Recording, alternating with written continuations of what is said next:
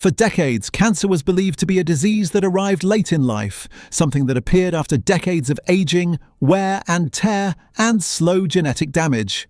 But today, something deeply unsettling is happening across the world. Younger people in their 20s, early 30s, and even late teens, are being diagnosed with cancers that were once thought to occur only after the age of 60. Doctors everywhere are calling this the new cancer explosion.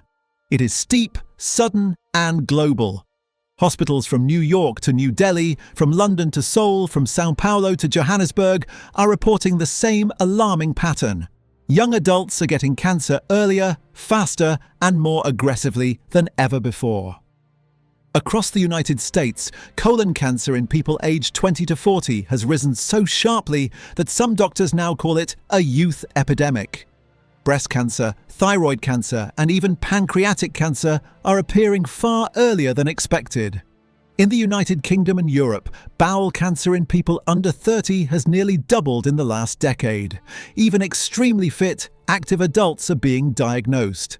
In India, breast cancer among young women is rising rapidly. Thyroid cancer and gallbladder cancer cases are increasing among adults under 40. Oral cancers among young adults are climbing as well. In China, South Korea, and Japan, stomach, liver, and colorectal cancers are sharply rising among people under 40. South Korea now has one of the highest early-onset colon cancer rates in the world. In Brazil and Latin America, youth cancer is increasing in heavily polluted cities. And across parts of Africa, lower HPV vaccination rates are leading to more cervical cancer among young women. The pattern is identical no matter the continent. Young adults are experiencing cancer earlier in life, and doctors are rushing to understand why. Cancer does not come from one single cause. It is the result of many small risks that quietly accumulate over time. But today's young generation is exposed to more risks and exposed much earlier than any generation before. A major driver is the modern diet. Ultra-processed foods that are high in sugar, preservatives, emulsifiers, and seed oils. These foods cause chronic inflammation, gut damage, insulin resistance, and long-term metabolic stress. Combined, they create the perfect environment for cancer cells to grow. A second major factor is inactivity. Young adults today are the least active generation in recorded history. Hours of sitting, at work, on phones, while gaming, watching streaming platforms, scrolling endlessly, all slow metabolism, weaken immunity, and increase inflammation. Third is our damaged gut microbiome. The gut controls about 70% of our immune system. It identifies damaged cells and eliminates them before they become dangerous. But modern habits, junk food, antibiotics, low fiber, and artificial sweeteners damage good bacteria and weaken the immune system's ability to detect early cancer cells. Another major contributor is pollution. Air pollution is now causing lung cancer in non-smokers, especially among young women. Microplastics have been found in the lungs, the bloodstream, the placenta, and even in breast milk. These tiny particles can cause DNA damage, inflammation, and hormonal disruption, all early foundations of cancer. Then there are endocrine disruptors. Chemicals found in plastics, cosmetics, fragrances, sunscreens, cleaning products, and food packaging. These chemicals mimic hormones and can interfere with breast, ovarian, prostate, and thyroid function. Young people today have been exposed to these chemicals since childhood, something previous generations didn't experience. Metabolic disorders are another huge factor. High sugar diets, frequent fast food, and low physical activity lead to insulin resistance. High insulin levels act like fuel for many cancer types, especially colon, breast, and pancreatic cancer. On top of all this, young adults today sleep far less than the previous generation. Sleep deprivation weakens the immune system and destroys melatonin, a powerful natural anti-cancer hormone. Poor sleep alone can significantly increase cancer risk. And while many worry about genetics, only about 5 to 10% of cancers in young adults are purely genetic. Genetics may lay the foundation, but lifestyle and environment decide whether that risk is activated. As modern scientists say, genes load the gun, but lifestyle pulls the trigger. Cancer does not appear suddenly. It develops silently in stages. First, a cell becomes damaged due to inflammation, pollution, chemicals, or a natural mutation. Second, the immune system fails to repair or destroy the damaged cell. Third, the damaged cell grows and multiplies. Fourth, a small tumor begins to form, often without symptoms. And fifth, the tumor grows or spreads, which is usually the moment symptoms appear and a diagnosis happens. This is why young cancers are often diagnosed late.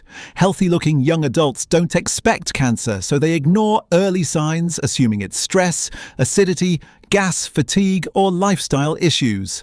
Now, not all cancers in young adults behave the same. Some are very treatable. Young bodies are strong, and they often respond well to treatment. Many young people with thyroid cancer, testicular cancer, early breast cancer, or early cervical cancer have excellent outcomes. But young cancers can also be more aggressive. Because young bodies have faster cell turnover, richer blood supply, and rapid tissue growth, tumors can sometimes grow quickly.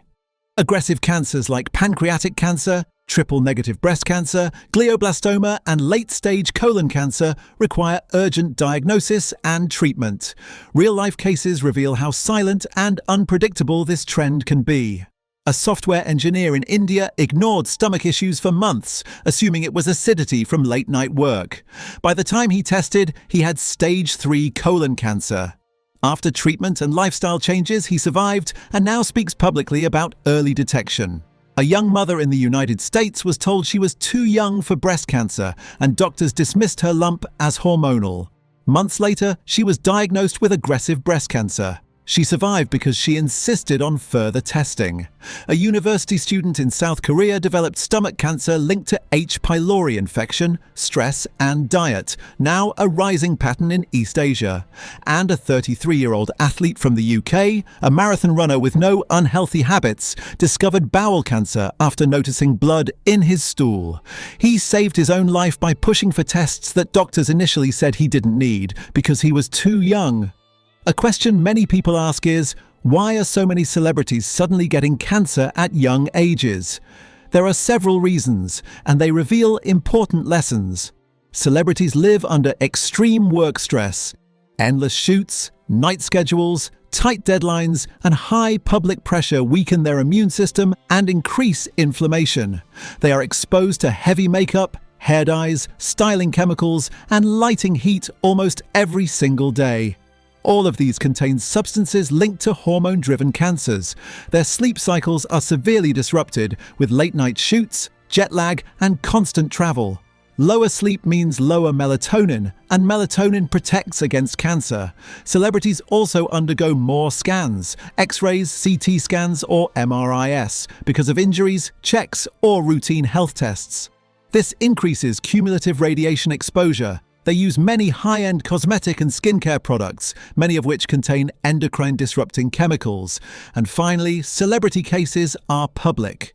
When a famous person gets sick, the world hears about it. When millions of ordinary young people get sick, their stories stay invisible. But the truth is, the rise is happening everywhere. Celebrities are simply the visible tip of a global trend. Now we come to the most important part of this documentary. How can young people protect themselves?